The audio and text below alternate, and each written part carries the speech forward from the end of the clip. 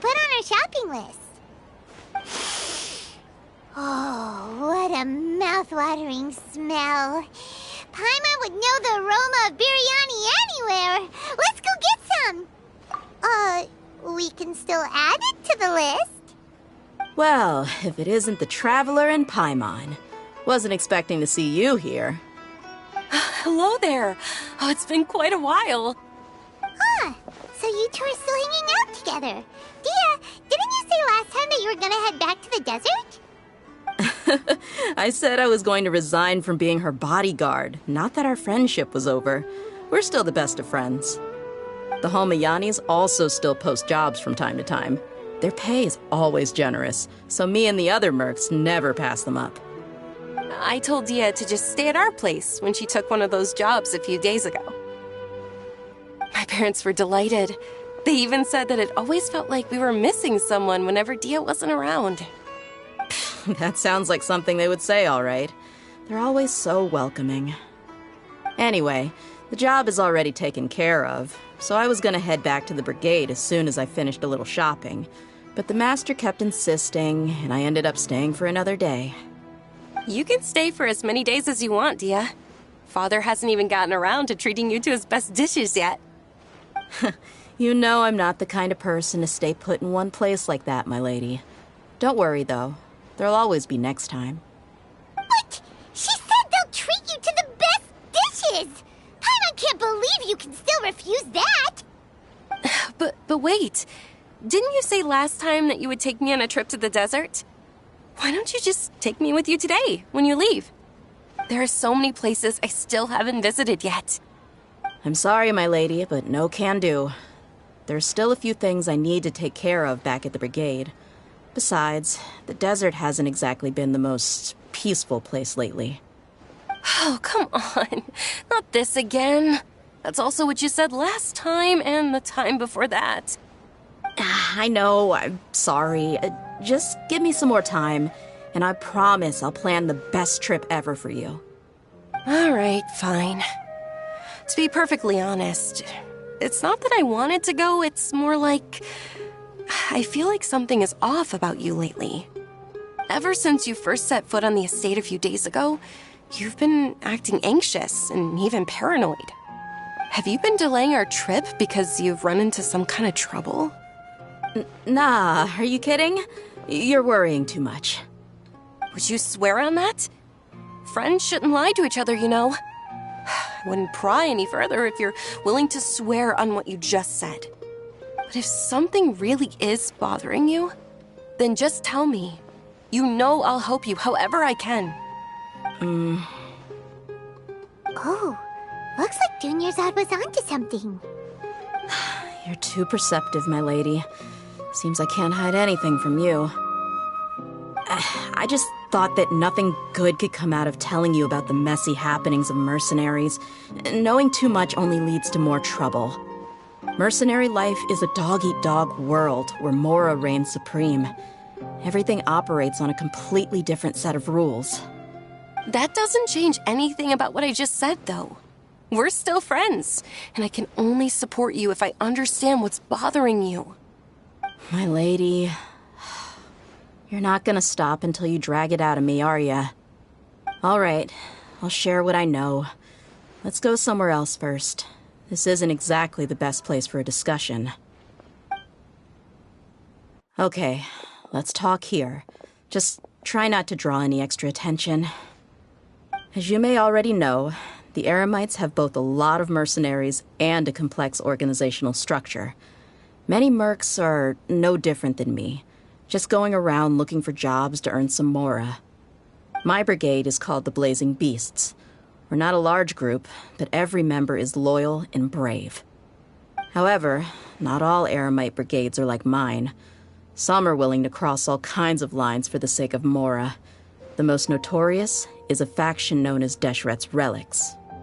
Deshret's Relics? Judging from the name, they must really look up to...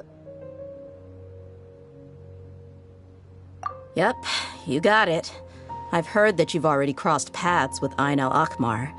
They're one of the groups under the Relic's banner. Oh, you mean the group that tried to sell us the Divine Knowledge Capsule. Yeah, they weren't friendly at all. Deshret's Relics is composed of many smaller brigades like Ain al-Ahmar. The Relic's headquarters issues orders to all brigades under his control. On any other day, I would want nothing to do with them. Unfortunately, though, the brigade that's stirring up trouble now is none other than Dehya al-Ahmar. Dakan? I think it means beard or something. Believe me, it's a really stupid name. I found it insufferable for years. Anyway, the real issue is that Dehya al-Ahmar is led by my father, Kusela. Say what now? I think I'm starting to understand your anxiety now. But what did they do? I won't go into details, my lady, but they've been involved in a lot of violent incidents. We're talking hundreds. Hundreds? Yep. The scenes tend to be quite gruesome, too. They strip the victims of all their valuables before murdering them. Not only have they targeted merchant caravans and ordinary citizens, but other mercenary brigades as well. That's beyond terrible. They won't even spare their own kind. I don't know how Deshret's Relic sees it. All I do know is that Dehya al-Ahmar has become more and more aggressive over the last few years. If I don't do something about them, then even my brigade or the people of Aru village could become their next target.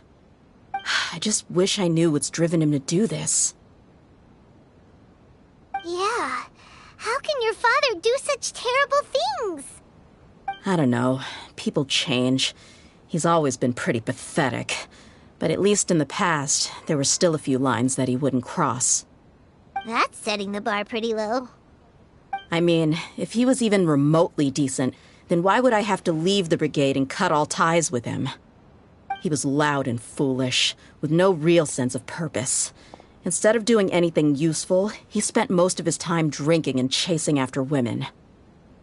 Of course, the other brigade members were just like him. Their ruckus would go on night after night. Sounds like a nightmare. What about your mother? Did she ever step in to stop them? Unfortunately, I never knew my mother. I'm sorry, Dehya. I didn't know. It's all right, my lady. That's pretty common in mercenary circles. Didn't I mention that my father was chasing after women? I was the result of one of those encounters with some random person. He told me that he wasn't sure who my mother was. And in any case, she never came to see me. He'd say, "You'll be fine as long as you remember to stick with Dad." But even then, he left most of the parenting to the brigade.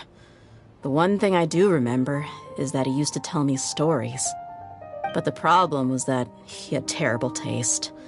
He only knew a few stories, and even those tended to be pretty stale. They were tales of desert warriors defeating dragons in the forest, or stories of mercenaries rescuing princesses from rebel armies. Sounds like your typical fairy tales. More or less, yeah. They were interesting maybe the first or second time around, but after about 20 repeats, they started to get a little dull. He seemed to think those stories were the best things ever, though. He was so into them that he'd call the whole brigade over and make them perform the whole thing as a play. Even the toys he gave me would all be story props. I'd get helmets, shields, and toy swords. It was only much later when I realized that the shows were more for him than they ever were for me. What an interesting guy. Yeah, I've always found him pretty childish, but that was something I could just shrug off. I had no reason to despise him. Until I grew up and learned the true face of Deshret's Relics for myself. Looting, blackmail, violence, and fraud. They not only accepted such heinous acts, they would even openly boast about them. No one in the brigade was any kind of hero. Instead, my father and his cronies were more like the bad guys that needed to be taken down. Did they really think that as long as they didn't do any of that stuff right in front of me, I would never know? I think I can understand your feelings. The difference between perception and reality must have hit hard. Yeah, but don't worry, my lady. It's all water under the bridge to me now. I had a huge argument with my father and left that place behind for good. I'm not investigating them due to any bitter feelings I still have towards my father. I just want to protect those that are close to me.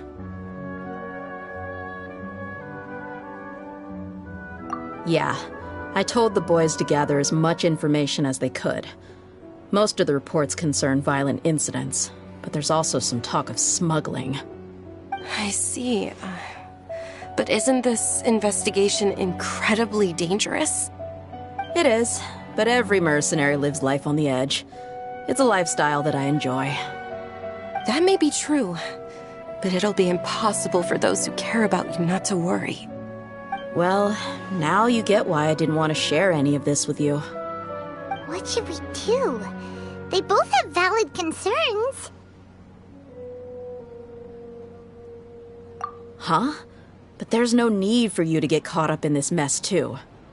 Well, she's super tough, so if she went into the desert with you, then Paimon bets the problem will be solved in no time. I'm inclined to agree.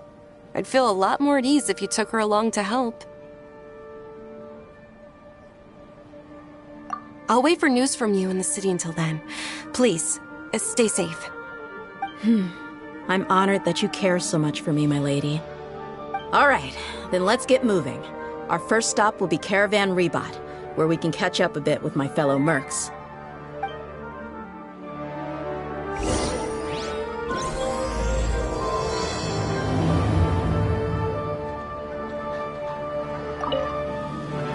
Please be careful. I'll stay in the city and wait for news from you. Just don't do anything reckless.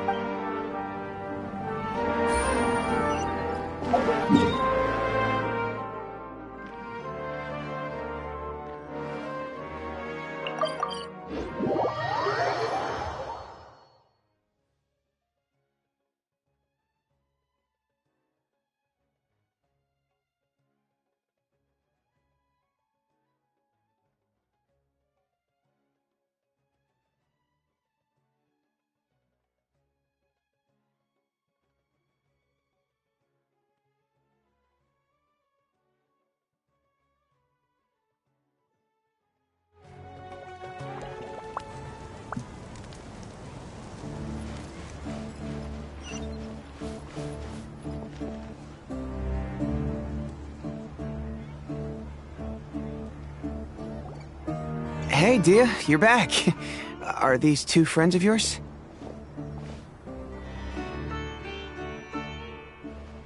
Oh, so you've already become like one of us then? Well, that's good to know. Anyway, since we've got a newcomer, let me fill you in on what the Khan al-Ahmar's been up to lately. They've become extremely aggressive. Apparently, even their own now have become acceptable targets. They even attack other relics brigades, just the same as any other mercenary brigade. Even the most ferocious beasts still protect their own. But it sounds like they've thrown that straight to the wind. That's right. Once they've collected enough loot off the other mercenaries, they sell it off to a different brigade, or turn to merchants on the black market. A portion of their profits is immediately exchanged for more food and weaponry to be used in their next violent operation. That's terrible! Yeah, and it really makes you wonder why they're so desperate for Mora. A few days ago, Isham and I trailed them for a while, and even disguised ourselves as merchants to conduct trade with them. We were able to learn a few things from the exchange. Rather than saying they're out to plunder and hoard Mora, it'd probably be more accurate to say that they're experiencing an internal power struggle. Wait, a power struggle? You heard me right. The vast majority of their victims are mercenaries from the other brigades of Deshret's relics. If their only goal was Mora, they could have gone after anybody. The targeted nature of their attacks points to a power struggle between the different brigades within the relics. That's the only plausible explanation we have. Unfortunately, we weren't able to find out anything more specific. It seems they're also trying to keep things under wraps. Oh, one last thing we discovered was that over the past few years, as the Khan al-Ahmar became more and more active, Deshret's relics as a whole became a lot weaker. It sounds mighty strange to me too. Harun, you can leave the rest of the investigation to us. Gotta say, though, I didn't expect you to go on a whole undercover mission during the few days I was gone. Sounds like you were really putting your necks on the line, no? Nah, it was nothing. We're just as concerned about the situation as you are. The Khan al-Ahmar is your father's crew, after all. What he said. Besides, Dehya, haven't you done more dangerous things than all of us combined? What we did is nothing compared to your experiences. Yeah. And while they went to talk with Khan al-Ahmar, I took a look at the last camp they attacked. Any survivors of the attack were already long gone. There was nothing of value left in the camp. Ah, Hisham and Khalaf. You're here too. We rushed over as soon as we saw you come into Caravan Ribat. Although this new friend of yours looks a little green behind the ears, I'm sensing a special vibe from her. Now that we know you'll have a capable partner with you, we can also rest easy. Hey, what about Paimon? Feel anything special? Oh, you're also planning to tag along with them? Of course! Paimon is the traveler's most important guide. Wherever she goes, Paimon will follow. Oh, in that case, then you'd better take care of her too, Dehya. Don't underestimate Paimon! Don't worry about her. She may look tiny and helpless, but she's been through just as many battles as the traveler here. Even if she had only survived on sheer luck, then that alone would still make her quite formidable. I had no idea. I guess I shouldn't judge by appearances. Oh, one other thing, Dehya. When you're free, why don't you update the deputy about your upcoming schedule? We held another recruitment event a few days ago, but everyone only came to see the Flame Main. You weren't around at the time, so people were pretty disappointed to only find our crew of rough, unkempt guys. The deputy put a lot of effort into the event, but it was basically for nothing. Only a few people chose to stay, and that really got to him. Sorry to hear that. I'll be sure to bring him some great liquor next time. I left in a hurry and I couldn't make it back in time for the event. Gotta admit, I can understand their disappointment, though. You're our brigade's main selling point, after all. Now, if only the deputy could figure out a way to bring a few more smoking hot members into our ranks. Keep dreaming. Remember the last time I invited a couple gals into the brigade? You all just froze up with your mouths gaping like a bunch of scarecrows. The awkward silence and weird expressions left quite the impression on them. They were originally interested in joining us, but after that, they both told me they were too uncomfortable to stick around. Hey, didn't we agree to never bring that up again? Huh? Wait, are you serious? Why have I never heard about this? I don't think you were part of the brigade yet. Are you kidding me? I missed a once-in-a-lifetime moment like that and you weren't even gonna tell me? All right. We can tell you about it later. Now's not the time. Hey, don't you try to change the subject. You and Hisham get your butts over here and tell me everything right now. Are they always like this? More or less. There aren't many rules or graces when it comes to mercenaries. We're used to just speaking our minds. If someone starts getting under your skin, you just yell right back at them. And if that doesn't put an end to it, then you just challenge them to a fight. But we also don't tend to take many things too seriously. Being direct and getting it all out of your system as soon as things come up is better than keeping everything bottled up, never talking about it. That's also why I never spare their feelings when I talk to them. If I want to laugh, I'll laugh. If I'm angry, then I'll unload on them. It's hard to stop once you get used to it. Though, I can never do that when I'm with the Homiyanis. Hey, knuckleheads! Can you at least tell me the rest of the intel before you go back to your bickering? Yeah, you hear her, Khalaf? Told you we gotta focus on the investigation first. I drew up a map. Right here's the spot. There you'll find the merchant caravan responsible for getting rid of the Khan al-Ahmar's looted goods. All you gotta do is wait and ambush them in the evening. They'll have no idea what hit them. Perfect. Thanks for that. Be sure to pass my regards to everyone else in the brigade as well. Will do. You stay safe, Dehya.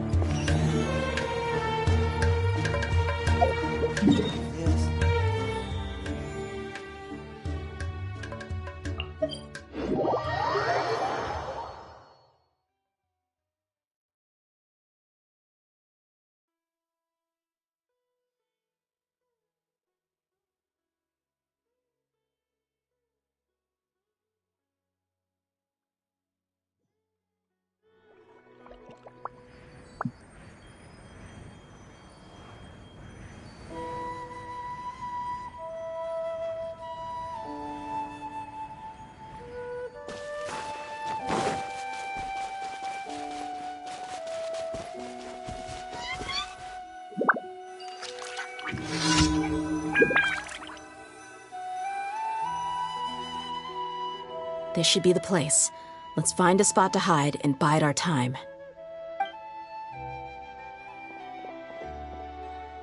It's gonna come down to a fight one way or another, so let's all be careful. No need to worry. She knows her way around a fight. I'm not worried about that. What I meant is that we probably shouldn't go too hard on the enemy. After all, we still need to get information out of them.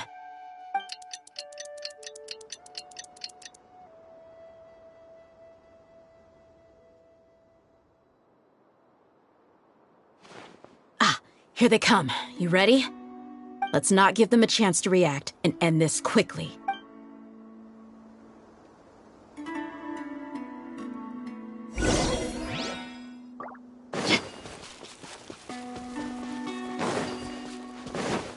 That's close enough. Gotcha. Things are about to get deck. Huh? Take that! Let's get it on! Hey!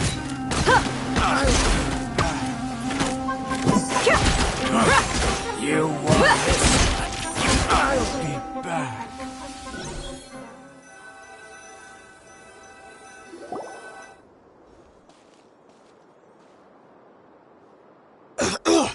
Huh? You're the Flame Mane. Good. That saves me an introduction. All right, time for a little talk. Are you buddies with Dakana Lakmar now? Tell me, what are they after? You know the code of being a mercenary just like everyone else. The first rule is to never divulge key information about our employer. What makes you think I'd talk? That might have worked on an amateur, but I know you're just looking to protect your reputation. Think about it, though. What's your reputation worth if you won't have the other tools you need to succeed in this line of work? Tools like, I don't know, your limbs or eyes? You've got 5 seconds. You might want to think twice about how much your employer's information is worth to you. Whoa! I'm not joking around. We can do this the easy way or the painful way. 2 seconds! I'll save you the trouble.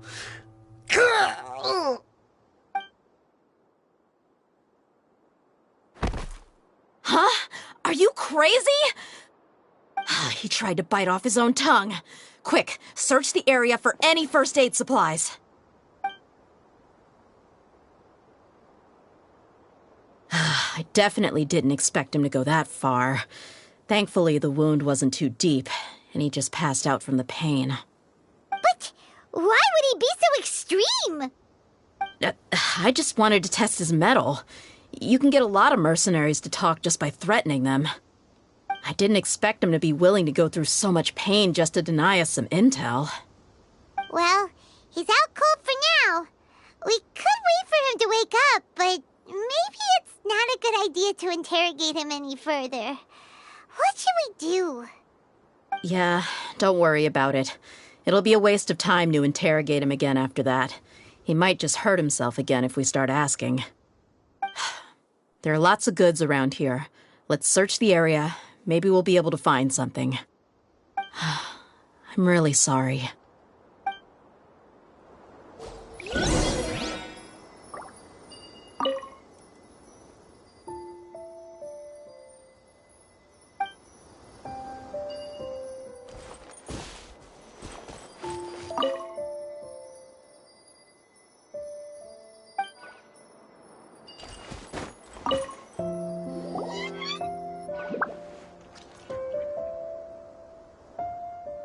We found a piece of paper with a bunch of names on it.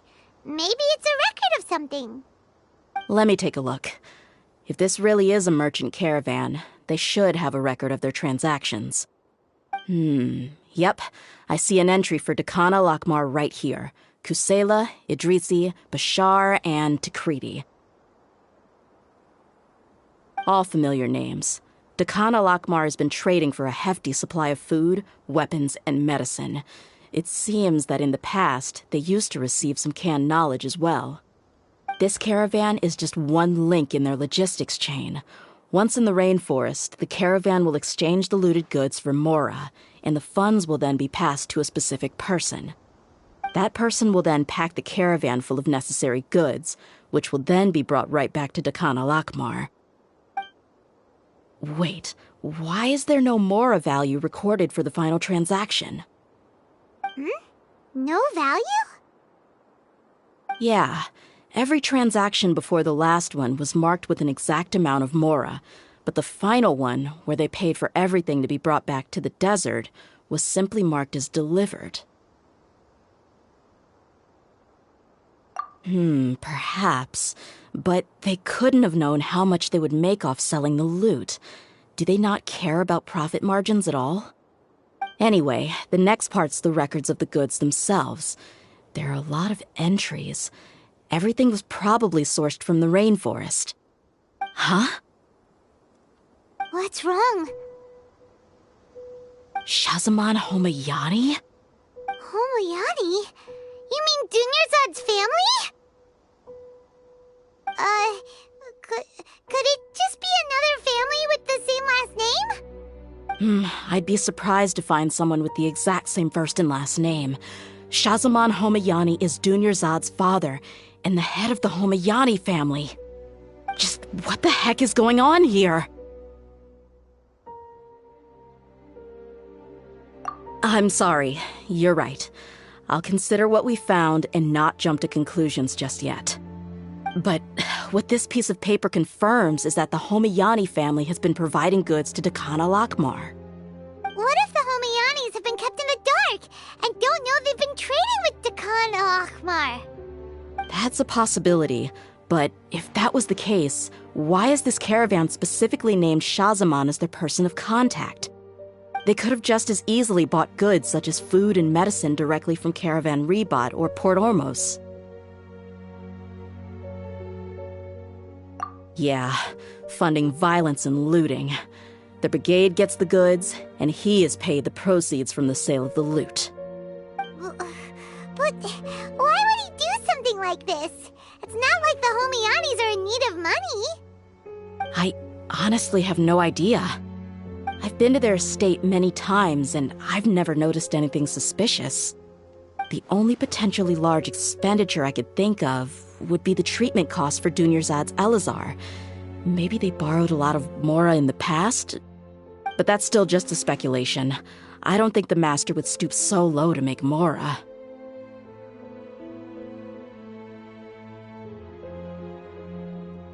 You're probably right. I know my lady's personality, and she wouldn't deliberately keep something like this from us.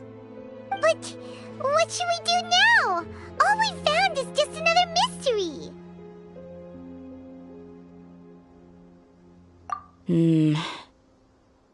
If you ask me, we already have no choice but to confront her about this. I'm not worried. It's too early to make a verdict yet. I still have faith in the Homayanis. Let's go find my lady again. We'll tell her everything and see if she's willing to lend us her support. If we're lucky, we can not only figure out the mystery of this paper, but also follow the trail of breadcrumbs to the people responsible at Dakan al-Akmar. Dehya, are you sure this is the best decision? What if instead of getting the help we need, we just end up revealing everything we've discovered to the enemy? I've considered that possibility, but even still, I want to tell her what we found. I think I owe her that much.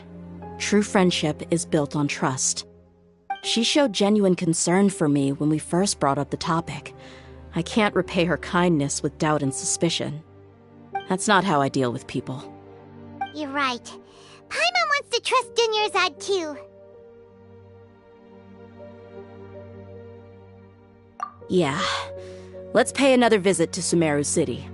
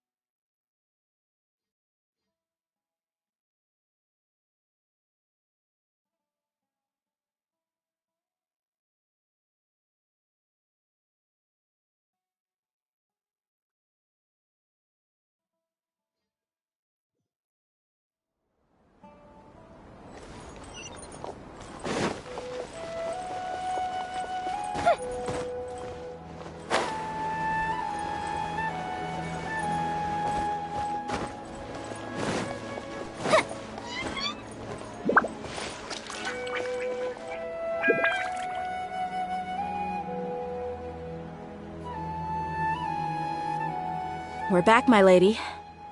Oh, you're back a lot sooner than I expected. You mustn't have run into any trouble then. Well, how did it go? What did you come up with? Actually, we are still investigating. It's just that we've discovered something strange. I see. The clues you found have led you back here, in the city? Something like that. Yeah. You all look a little dispirited. Whatever you found must not have been very encouraging after all. Why don't you discuss it with me? Maybe I'll be able to say something to cheer you up? It's okay, my lady. It's not so much about me being upset with my father or anything like that. How should I put this? So something is wrong. Even the Traveler and Paimon have been uncharacteristically quiet. On any other day, Paimon would have already waved to me with a smile and shouted, "Dunyarzad, we're back!" So tell me, what happened? Well? My lady, please prepare yourself for what we're going to tell you next. It concerns the Master. The Master? You mean my father? Okay, I understand. Don't worry about me. I'll listen as attentively as I can. My father has been supplying goods to Dakan al-Akmar? Yeah, it makes as little sense to us as it does to you. I've never doubted the Master's integrity, so I'm having a real hard time rationalizing how he could ever support an infamous brigade like them. Maybe he's not actually aware of the full story and just stumbled into the deal by accident.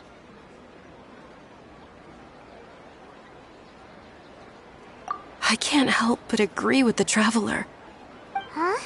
You mean you feel the same way, Dunyarzad? Thank you for sharing all this information with me. Since you've told me everything you know, I should also tell you about some doubts that I've been harboring for quite a while. In the past, I thought that my father hired a bodyguard for me so that I wouldn't run away and get lost. However, there are plenty of capable mercenaries in the Corps of 30. Why did my father go out of his way to hire Dehya? About that. Well, the Homayanis really needed bodyguards, so they reached out to the Blazing Beasts. Later, the Master told me that I was one of the best mercenaries he'd ever seen, and that I should stick around to become one of his bodyguards. He offered me a pile of mora, so I just signed on. Well, but that didn't really answer my question. Just think about it. Why did my father specifically reach out to the Blazing Beasts? Maybe the Corps of 30 just didn't have anyone available, or maybe someone recommended us. I've never given it too much thought. I think I get what you're saying. You think none of this was a coincidence. Precisely. At first glance, nothing seems strange or out of place. But there are many parts of the story that don't actually make any sense. If my father had always been in contact with Dakan al-Akmar, then it would make sense for him to bring Dehya into our house. You mean the goal all along was to get Dehya to be your bodyguard? No, that's too much of a stretch. I cut all ties with my father a long time ago. He has no control over my life anymore. But that still doesn't rule out the possibility that your father has still been trying to influence your life without you knowing. So, the Master was not likely an innocent victim in all of this? Sorry we put all this on you so suddenly, Dunyarzad. It's okay, Paimon. I should actually be thanking you. Regardless of his reasons, if my father has truly been funding a violent group of mercenaries, then it's my duty to bring him back to reason. But is that really the right thing to do? My father has committed many atrocities and deserves all the punishment that he has coming to him. I have zero sympathy for him. You may call me an ungrateful child, but my feelings will remain the same. However, the Homayani family has treated me with nothing but generosity and kindness. If we decide to investigate this further, we could end up implicating the entire Homayani family. I would be biting the hand that's fed me over all these years. Dehya. It's alright, Dehya. If anyone were to ask, you could always just say that I'm the one who instructed you to get to the bottom of this.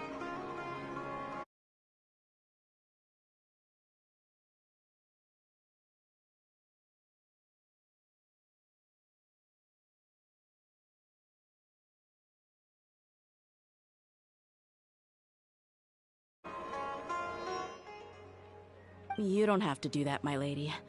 I'm not conflicted because I'm afraid of taking responsibility. Besides, you're the one we should all be worried about right now. Hey, it's still too early to give up hope. What was the thing about friendship again?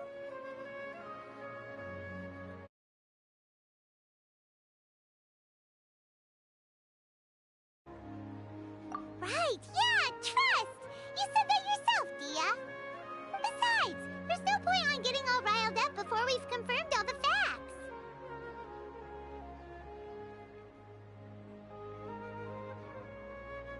Thank you, everyone. That makes a lot of sense. I guess I should always remember the trust that I've placed in people. In which case, my lady, could you ask the Master to come out and have a chat with us? Sure thing. I also hope he'll be able to give us a logical explanation. Let's meet at the usual place then. Usual place? Ah, right!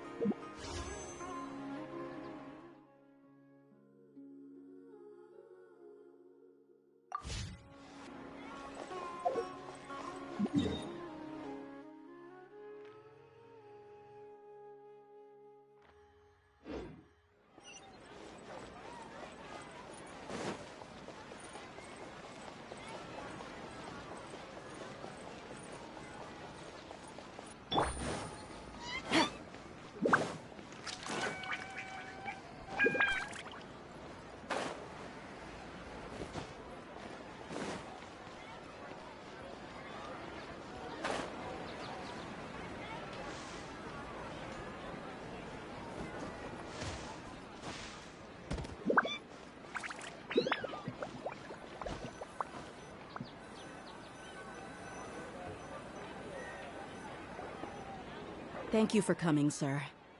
Please allow me to introduce these two. This is the Traveler, and next to her is her travel companion, Paimon. Ah, yes. My daughter has mentioned them from time to time.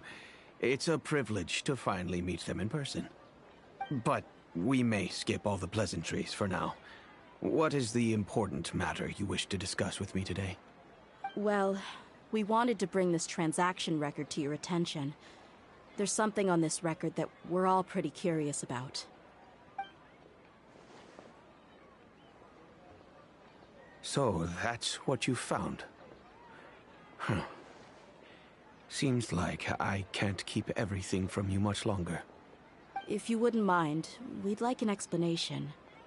Well, it's a long and difficult story. And to be perfectly honest, I'm not sure if I'm doing the right thing. What I do know, though, Dehya, is that the truth will bring you no solace. If anything, it will likely cause you a great amount of anguish. Wait, me? Yes.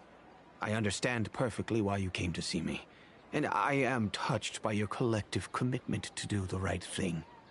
But knowledge always comes at a price. And sometimes, as they say, ignorance is bliss. Your father, Kusela, and I both believed that. Of course, you have the right to seek and learn the truth, but I must warn you. The facts of this matter may reduce everything you've built for yourself into sand, blowing in the wind. If you must proceed, then Kusela's heartfelt efforts will also fade into the wind like a fleeting mirage. His heartfelt efforts? I'm sorry, sir, but I'm not sure I follow. I've made it this far in life without a single drop of my father's support. I have my own ideals and ways of looking at the world, as well as people and causes that I've chosen to cherish and fight for. None of these things have anything to do with him. I came here today to support you as the head of the Homayani family. No warning will change my stance on that. I understand. Then let me tell you a little story. Our family once needed to take a trip to the desert when Dunyarzad was just a baby. Along the way, we were attacked by bandits. They had superior numbers and quickly overpowered our bodyguards. When all seemed lost, a group of passerby Eremites lent us their support. Those Eremites were Kusela's brigade, Dekan al-Ahmar. Kusela's men told me that the attackers were Eremite mercenaries, just like themselves. I was shocked. Why would Dekan al-Ahmar go so far to save us and not spare the fellow Eremites? Kusela was grinning and walked over to play with baby Dunyarzad. She was startled by his unfamiliar face and nearly started crying. Really? I never knew. He said that he had no particular reason to help us. He just took pity on us because he had a daughter about the same age.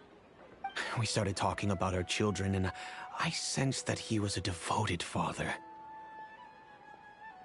To repay his kindness, I hired his brigade to help out at our estate for a time and offered everyone generous remuneration. So, that's what happened.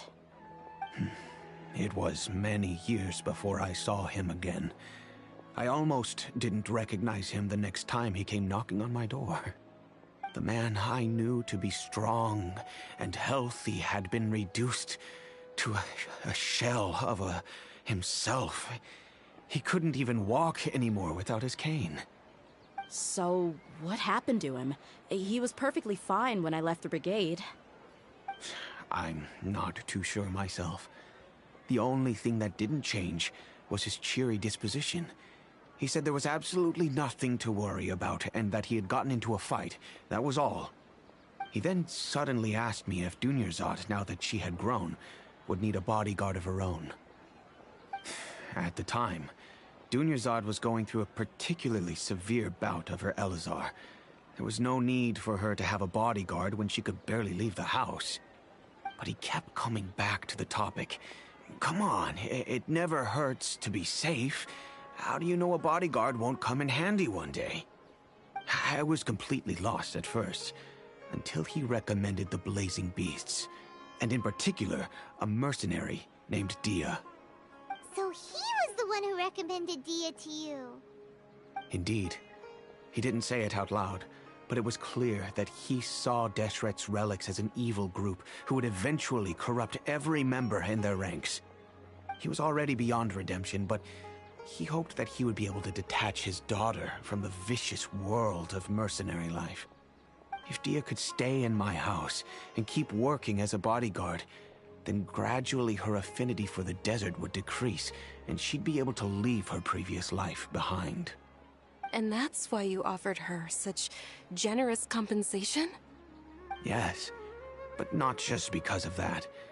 From the moment that he asked me for that favor, I also began to see Dehya as my own daughter. And that's also why I tried to persuade you to stay when you asked for permission to leave. I was willing to spend however much it took. Kusela saved my daughter and I all those years ago in the desert. I could never refuse him entrusting his daughter to me. He was always like that, acting like he's oh so smart and self-righteous.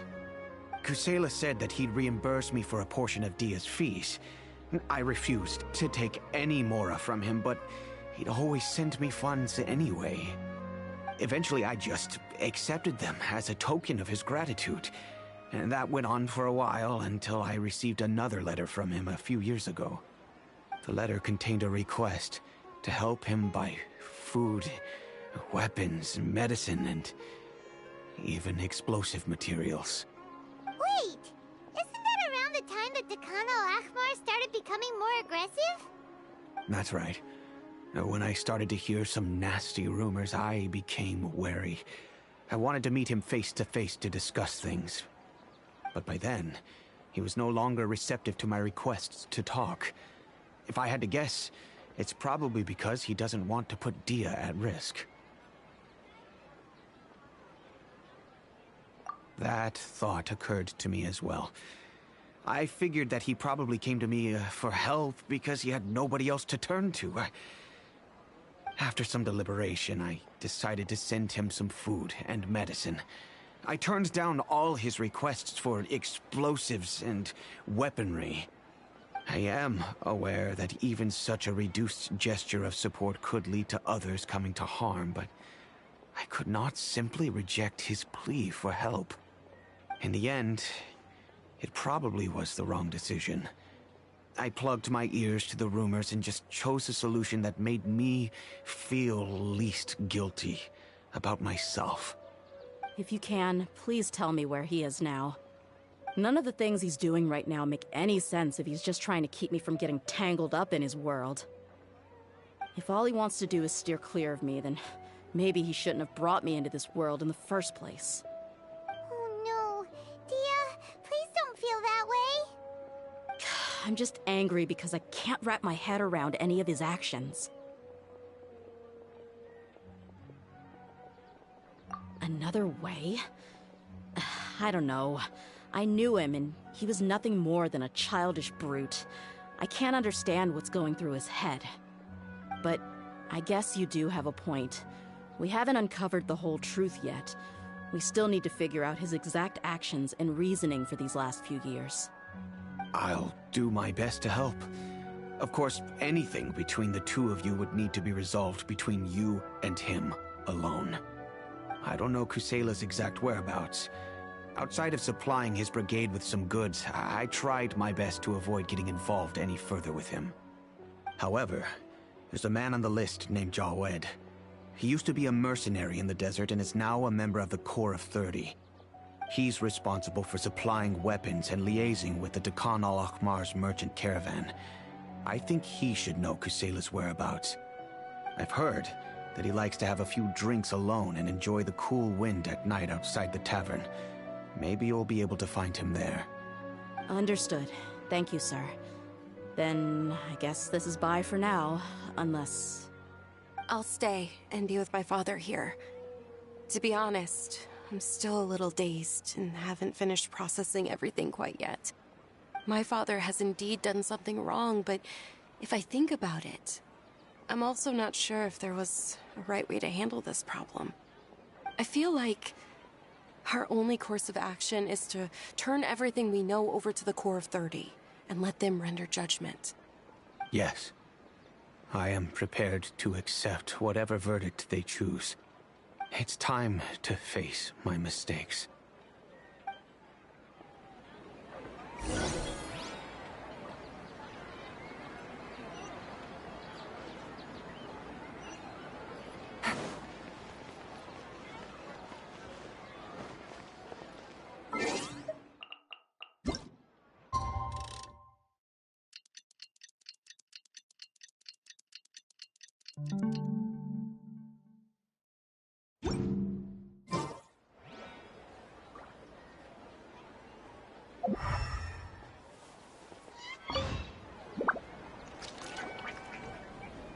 Huh? Who are you guys? I know what you've been up to. Smuggling weapons to violent brigades in the desert while working for the Corps? Pretty bold, if you ask me. Shh. Keep your voice down. How do you know all that? Come with me.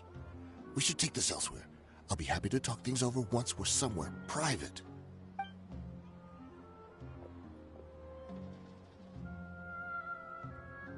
This place should do.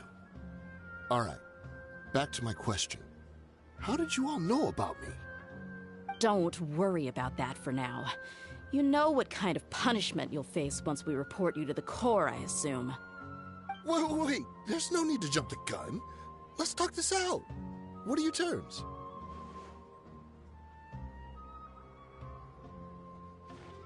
So what's in it for you anyway, Mora?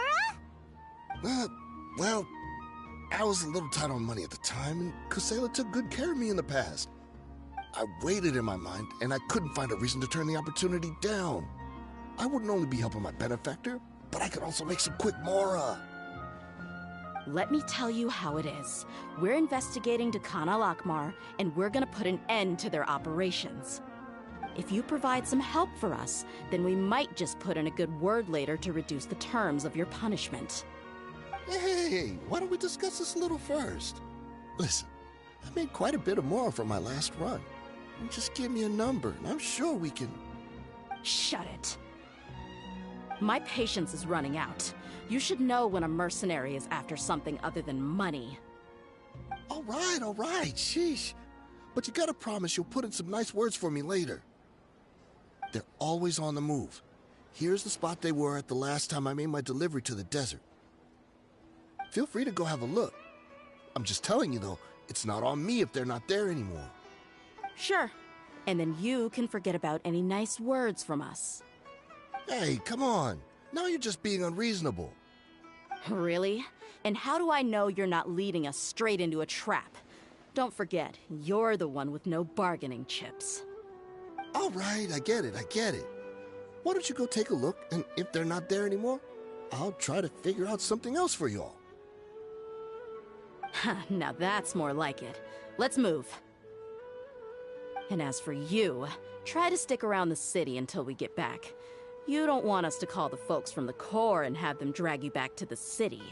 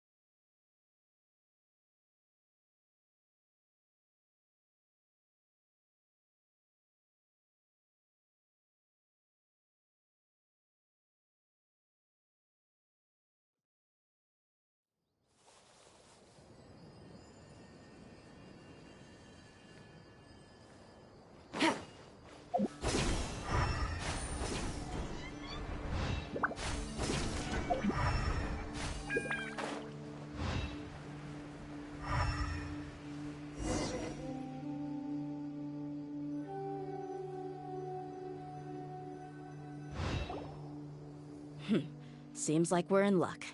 That should be their camp right up ahead. Let's go. We'll finally get to the bottom of this ourselves.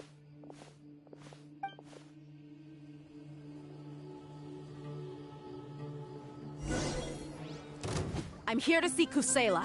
Tell him to get out here. Dehya, why are you here?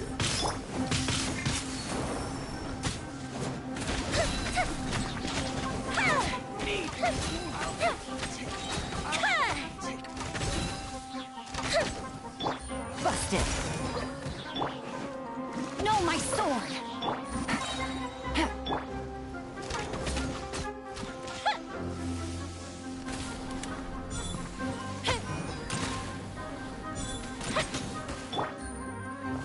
Gotcha. Haven't you all done enough? Oh, so are you also here to stop us? Stay out of this. It's got nothing to do with you. Fire hazard!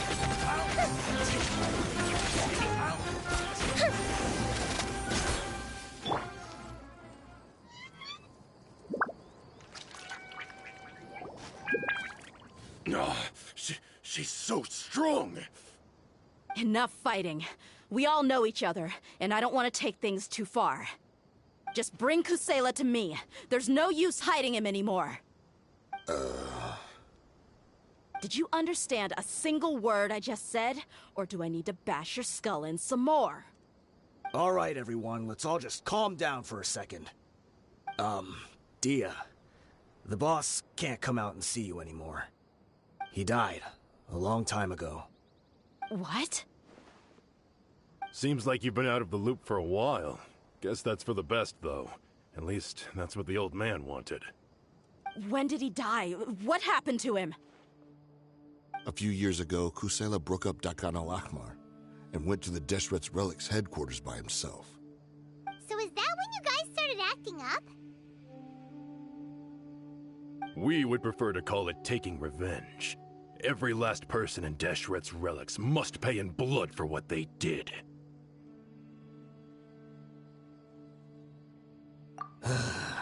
Let me start from the beginning. Dehya, do you know how the head of the relics maintained order internally? Overwhelming strength and unquestionable authority?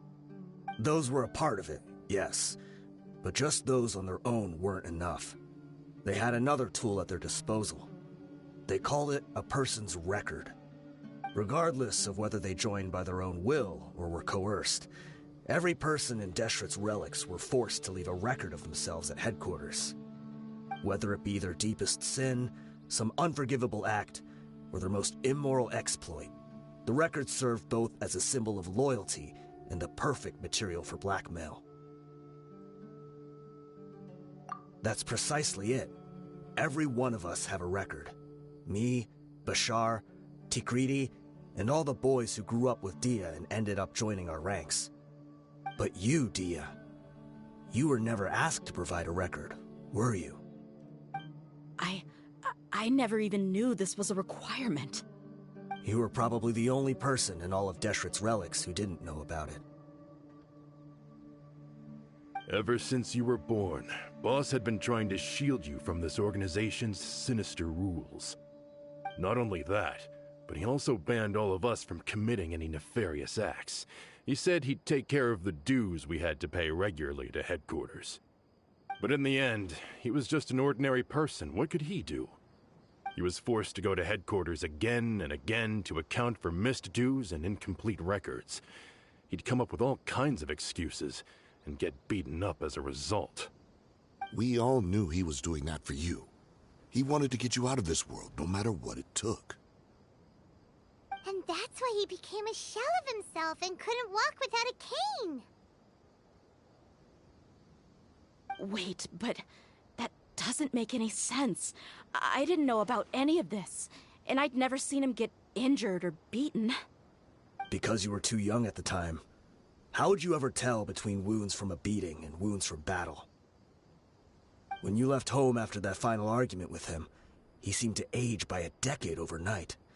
Even his hair went gray. So, even the blazing beasts were... Yep. It was all his doing.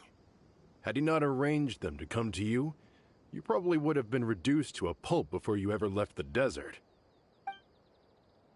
A few years ago, Boss said he needed to make another trip to headquarters. He was already pretty weak then, and we all assumed he was going to get beaten again. I suggested that he hand the role of leadership over to me, but he said there was no longer any need, since the Khan al-Ahmar would soon be no more. His words made no sense to me, but that night, we heard that a massive fire tore through headquarters and razed everyone's records to ash. Everyone gained their freedom that night. Many members fled, not just from our ranks, but from the other brigades as well. But how could we leave with a clear conscience? All of us who knew exactly what had happened. The boss can't have just died for nothing. Those heartless jerks at headquarters took him from us. From that point on, the sole purpose of the Khan al-Ahmar became revenge. The big fire that Boss started was quite a blow to headquarters' strength. It's given us the opportunity to launch our attack. Even though we're outnumbered, we vowed to see our revenge through to the very end. There were people from headquarters who changed their names and went into hiding. Some fled to other brigades, and others escaped to the rainforest. But we won't let any of them escape our wrath. They'll all pay for what they've done. We've suffered plenty of losses as well. To keep going, we need an enormous amount of supplies, from food and medicine to weaponry and explosives. All we can do is exchange our loot from Mora, and then use that to get supplies. We forged Boss's handwriting and sent out many letters to his former friends. Thankfully, many people were willing to come to our aid. We were also able to attract many mercenaries who shared our goal. We've endured unspeakable pain to win many impossible battles. Deshret's relics have become weaker and weaker, and now We finally have an opportunity to directly strike their headquarters. Paimon doesn't know what to say anymore.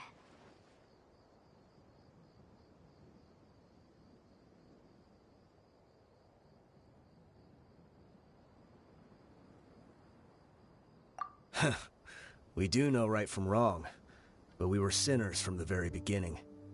We do not deserve the freedom that the boss won for us with his life. Boss always loved his old-fashioned hero stories. Those tales about sacrificing yourself to save the world. We used to always laugh at him for it. But in the end, he really went and lived those stories out himself. As for me, I never considered myself a hero. We're all the lowest of the low. We have no right to even imagine such an existence. But maybe those hero stories he liked foreshadowed everything that was to come. The spirit of the hero touched all those he had saved, and more people joined his cause. Maybe we were all just acting along with the play in the beginning. But as we acted the parts and recited the lines, we were drawn in. And now, we want to see the story through to the end. I'm sorry, Dehya. I know you always found us insufferable ever since you were young. Just think of this as a madman ranting. I'll go with you. Huh? Dehya? You wanna go with them? I grew up with these guys, and I know they're not bad people. It's just that some situations get so... All I know is that Deshret's relics must be destroyed. Furthermore, I want to go see the place for myself. I want to know if my father is still there. I know you don't want to get involved in this, so there's no need for you to tag along. I can do this on my own. Yeah, Paimon feels like we'd only regret it if we don't see this through to the end. Thank you. We'll be a lot stronger together with you. I bet Boss would lose his mind if he ever knew you'd join us at the very last moment like this. Considering all the losses and injuries we sustained, we can't afford to turn down someone as powerful as you. He can think whatever he wants. But the fact is, I owe him this much.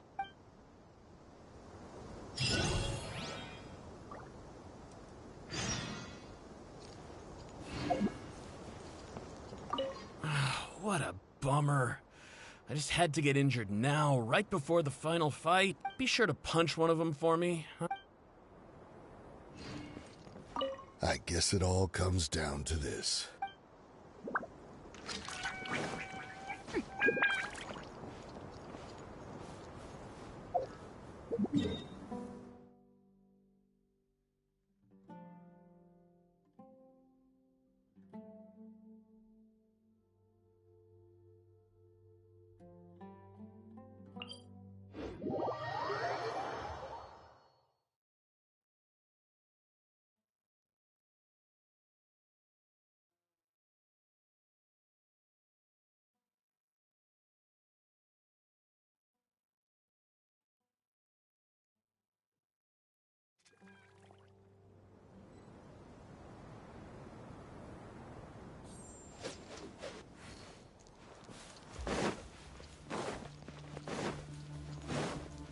Body and mind.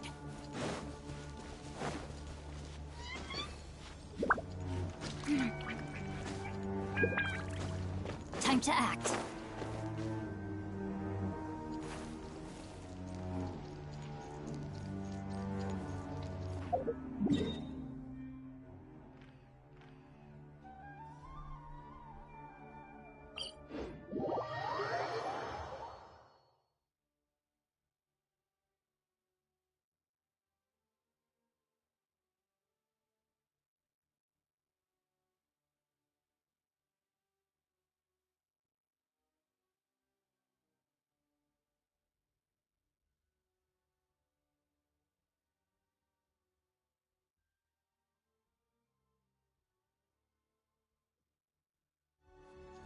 Great weather for practicing martial arts, but perfect weather for reading.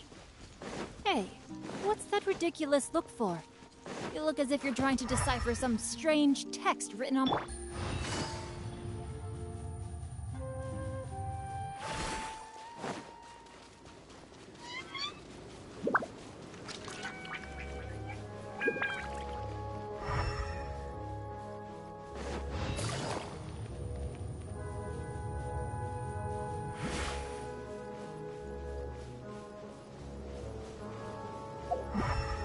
Take it easy.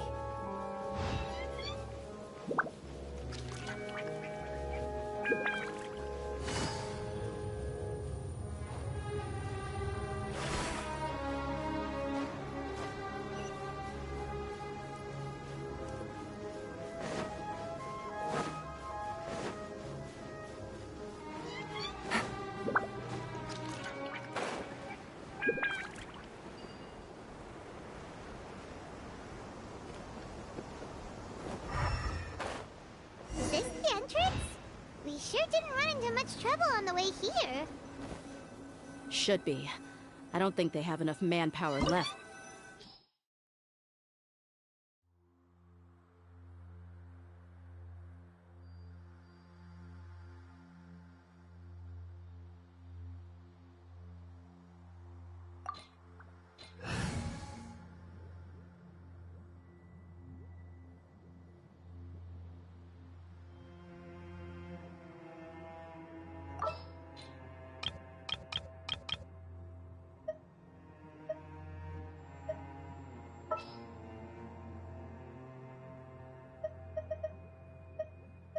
Just sharpen my spear.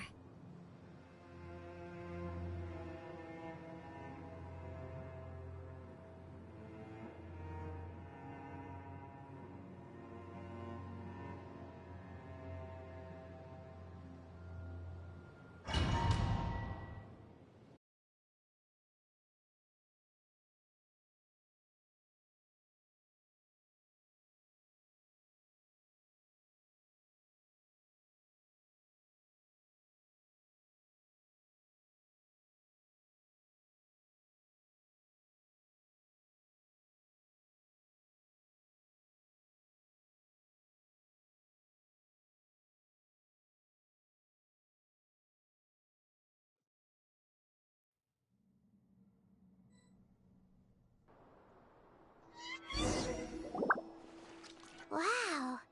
Paimon didn't expect it to look like this on the inside. They should all be holed up in here. Don't know how many people they've got left, though. Who cares? We'll round up all of them. Still, we should be careful. Even if they've only got one shot left, it could still take us out.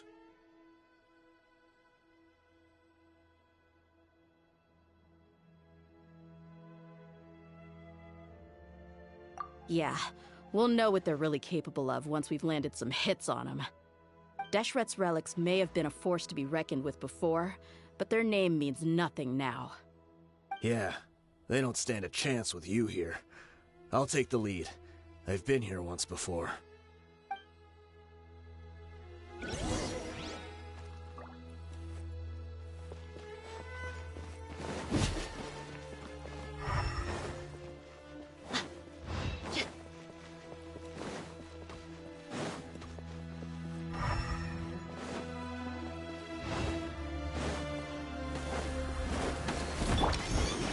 I see everything.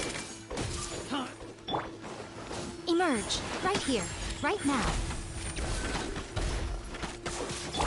Rest and rebuild. I'll be Nice and spicy.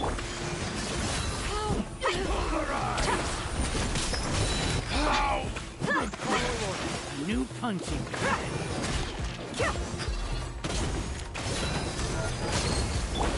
Everyone hold hands. Sharing knowledge.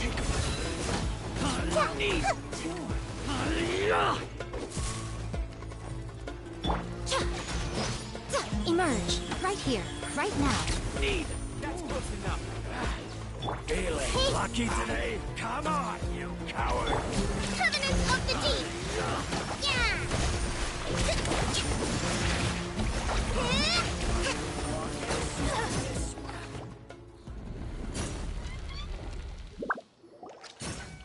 This way, follow me. We're almost there.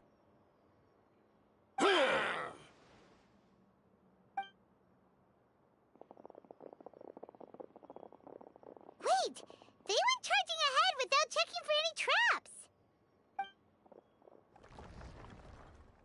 Hey, you guys okay? It seems like we just got trapped in here. Don't think we triggered anything else. Watch out, the enemy's coming from ahead. Well, now that things have come to this, seems we'll have to fight our way through. Don't worry about us. We knew something like this could happen. Go and take a look around. There could still be another way through. Let's go! We can't let the boss down! Let's check if there's another way. The sooner we can make it through to help them, the better. Let's see. I think I see a way through over there, but it's being blocked by something. Let's try our luck with that mechanism. Okay, let's go!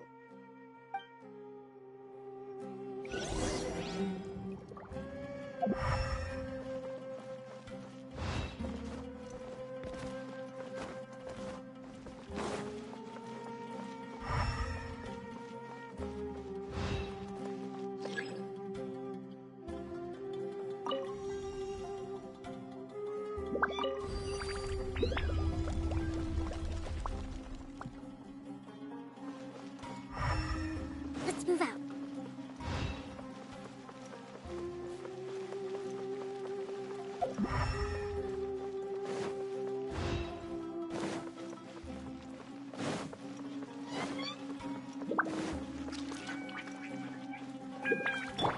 I see everything. Right here. Emerge. Loba, get them!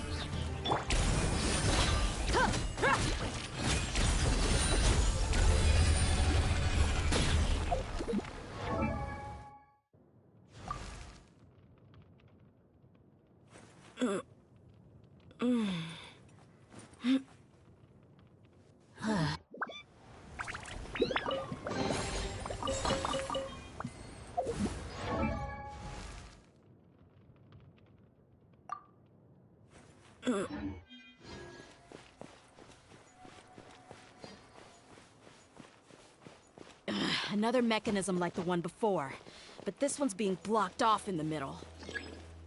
We just need to adjust it a little.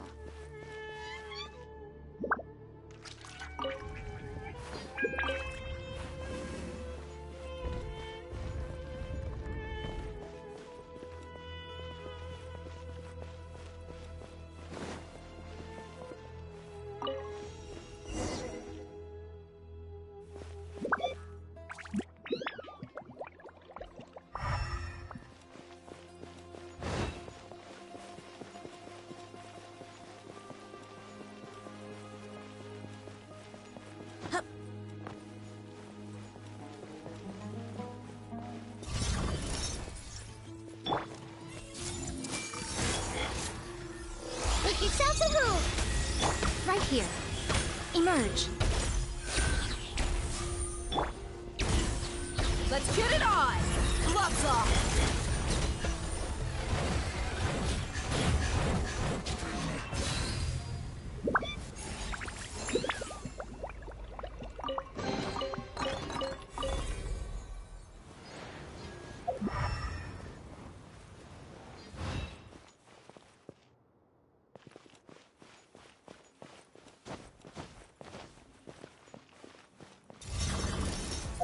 Look,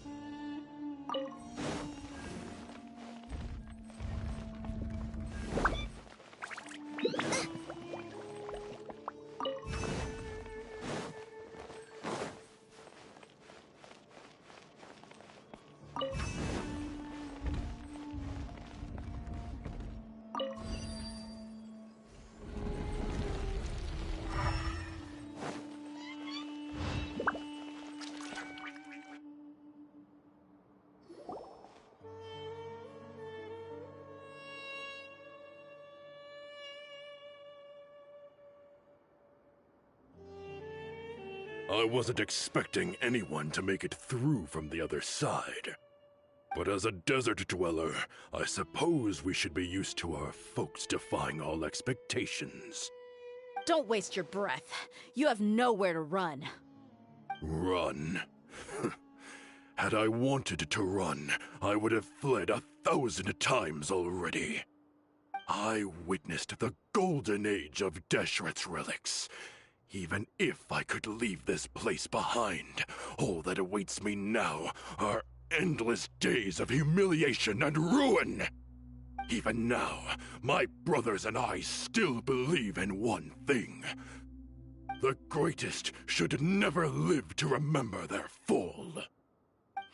So you want to go out in a blaze of glory?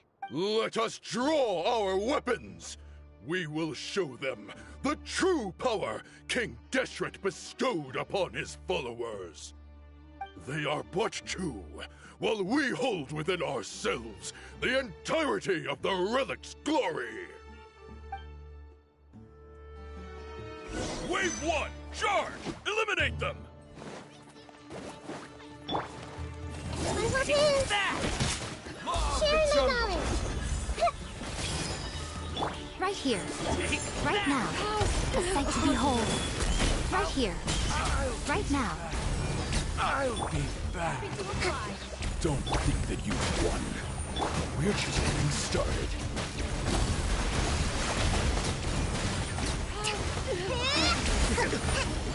You, King Deshret, will not abandon any one of his followers.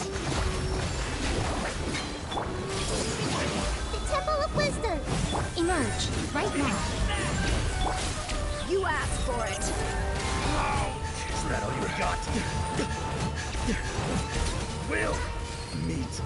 Brothers! With me, this is where we prove our faith. Do you all just want to die? None of us plan to leave this place alive!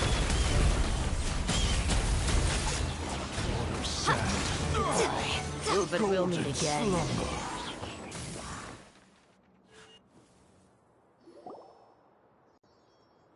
The commander has finally fallen. But they're still coming at us! This place is like a gladiator's ring. They just keep coming no matter how many we beat! Yes! Keep fighting! There's no need to fear, and no need to back down! This is our last stand! When the next wave comes, try to draw away their attacks. I'm going to see if I can take out that high platform.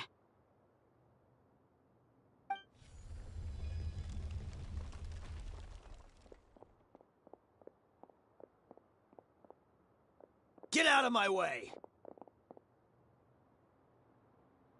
Come and face me, Michel! So they've broken through the front as well. Apologies, Lord Michal. They fight like absolute madmen. No matter how much we throw at them, they just keep coming for more.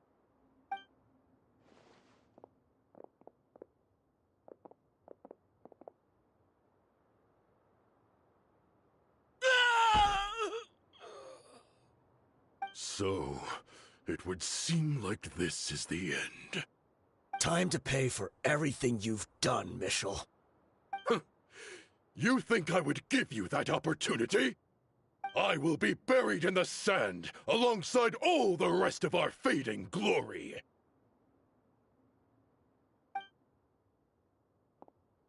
Hey, wait!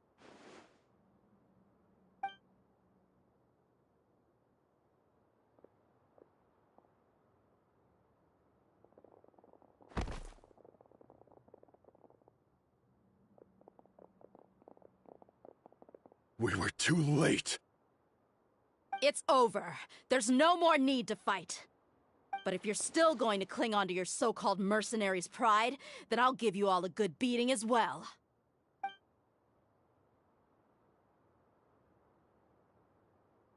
Hey, Dehya! I found the mechanism. I'll get you all back up here right away. Let's go.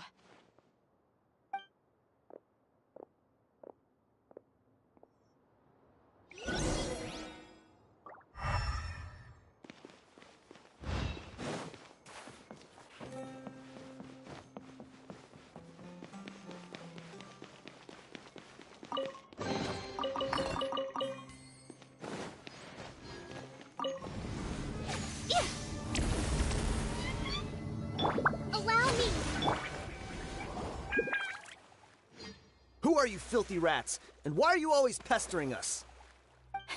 You call yourself a member of the infamous Deshret's relics, and you still can't even tell who's made it all the way to your headquarters? Who knows what intent a bunch of rats may have? We try to catch a couple, and you all just show up on the other side instead. How are we supposed to figure out what you're after? Hey, have you ever heard of a man by the name of Kusela? Why would I know? It's not like I'm in charge or anything. This is your last chance to talk. Hey, I said I don't know anything. I'm just an average member here. I'm telling the truth. If you're here to find someone, why don't you look through the records yourselves? Who can remember every name and face with so many people coming in and out every day? The irony. His life became a light for so many, yet to others, it wasn't even worth remembering. Where's the records room? Answer me! It's right over there. All the files are in there. You can go through them as much as you want. It's not like any of them still matter anyway. I mean the old records room. The old records room? You mean the one that got burned down? Kusela. Ah, yeah, I remember him now. The guy who could hardly walk. Watch your mouth. That's our boss you're talking about. He was definitely faking it.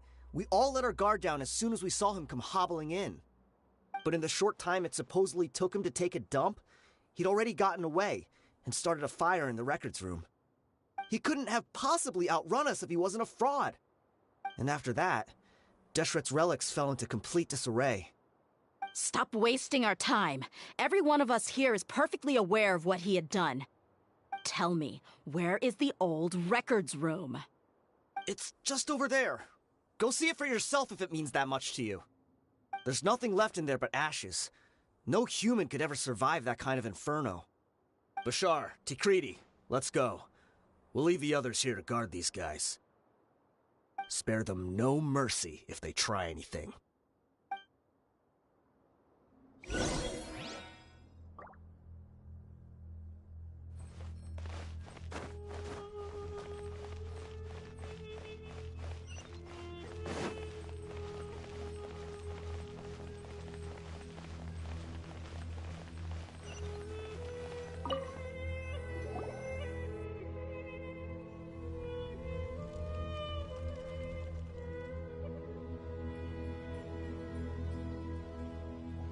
So, this was his final destination.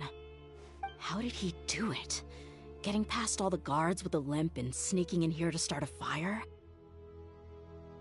If he was nimble enough to do that, then he must have been able to get out of here after starting the fire, right? Dehya. I'm sorry. I know it's just wishful thinking. Let's look around. Maybe we can find something that's been left behind.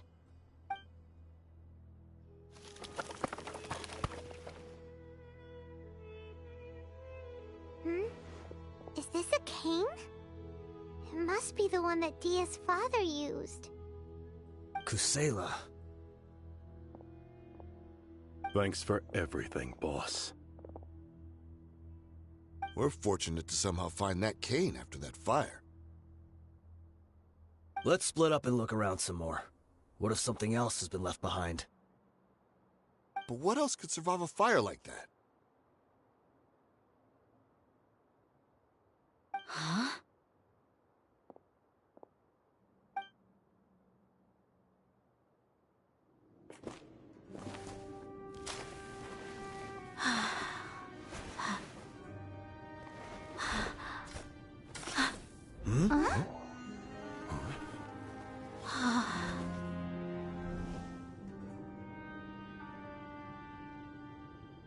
So.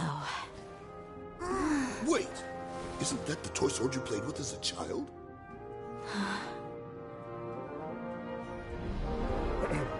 The dragon is no more, for Princess Dehya has slain it. Its head now hangs above the city gates. Her bravery has brought eternal peace and prosperity to us all. Dehya, come on. This is the most important line. You can do it. But Dehya, you defeated the dragon. Everyone's waiting for your speech. Still too shy, huh? All right, I'll do it. I hereby proclaim our victory! Evil shall plague us no more!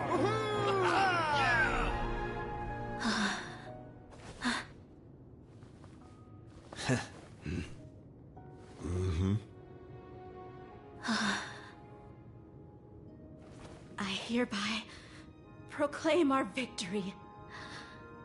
Evil shall plague us no more, Dad.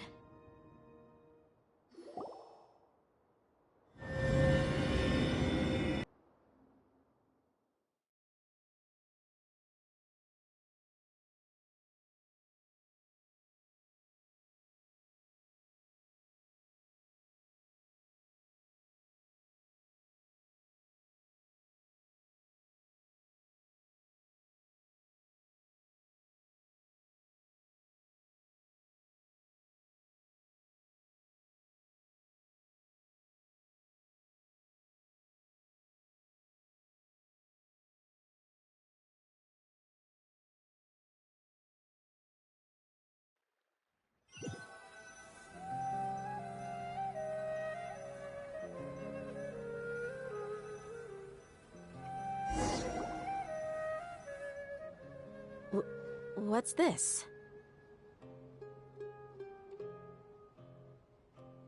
Don't you remember? You asked Paimon what she would do if she were to wake up tomorrow with loads of money. And Paimon said that she would get boatloads of tasty snacks. You looked super confused at the time, but said it was an adorable thing to say. These opportunities don't come by often. So today, Paimon's gonna treat you to a special crash course on Paimon's life philosophy. Hey, come on! Paimon's not that stingy. Anyway, the point is that you should eat to your heart's content. You'll feel better for sure once you've gotten something in your tummy. Dunyarzad will also be here shortly. She's already heard that we're back. Aw, thanks you two. Honestly, this is very unlike me. I just had a lot on my mind on our way back, so I didn't know what to say. My chest was filled with all kinds of intense emotions.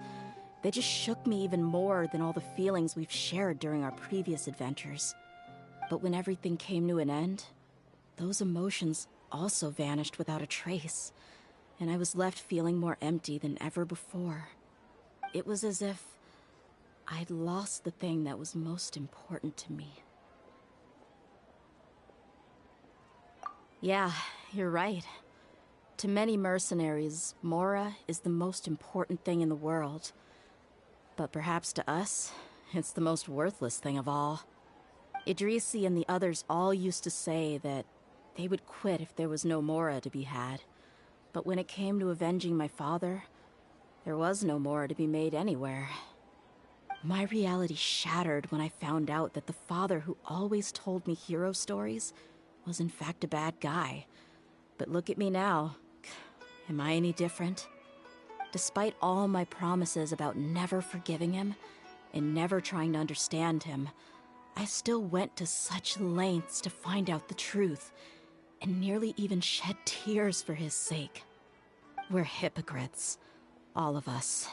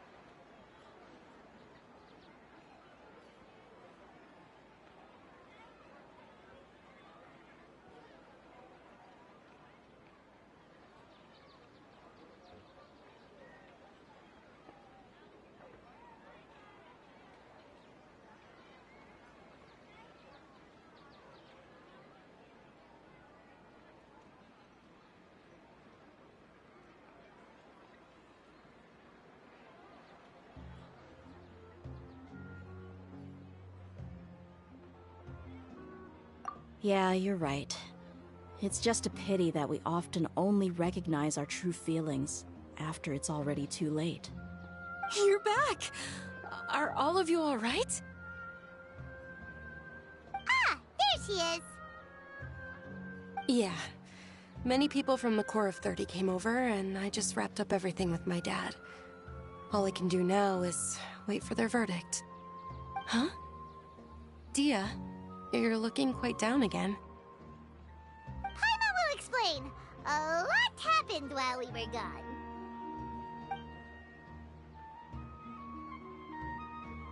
I'm sorry. I really should have controlled my emotions better. I just... It's all right, my lady.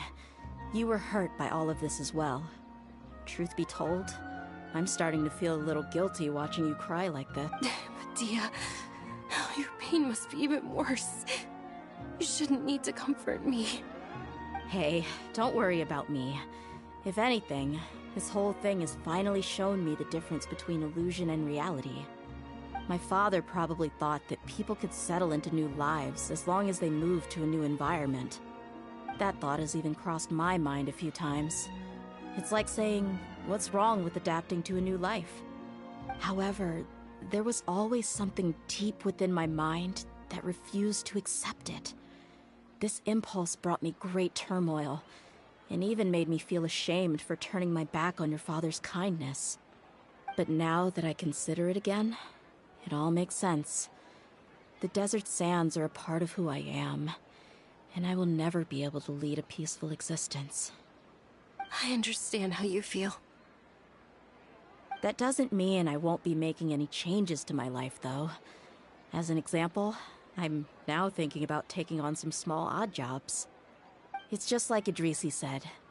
I also want to catch up to my father and become a character in his play.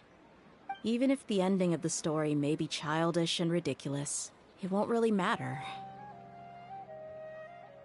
Isn't that neat, though? Oh, you'll be a whole new kind of mercenary, one that's not out for Mora. Why don't we go for a change of scenery once we finish eating? What about stopping by the Grand Bazaar again? Right. You said you wanted to get a rug for your family. We'll come along too.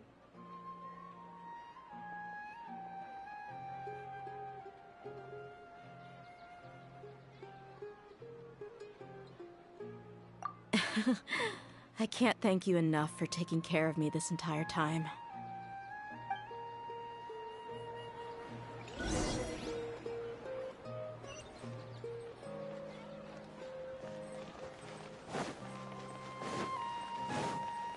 Race you!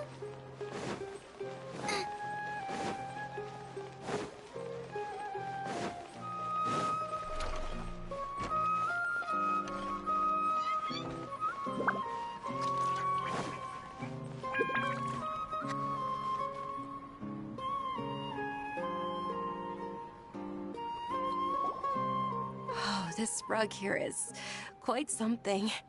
The craftsmanship is exquisite, and the fabric is also of high quality. Ah, here you are. Finally, I found you. Hey! Aren't you that mercenary who bit his tongue? You can still talk?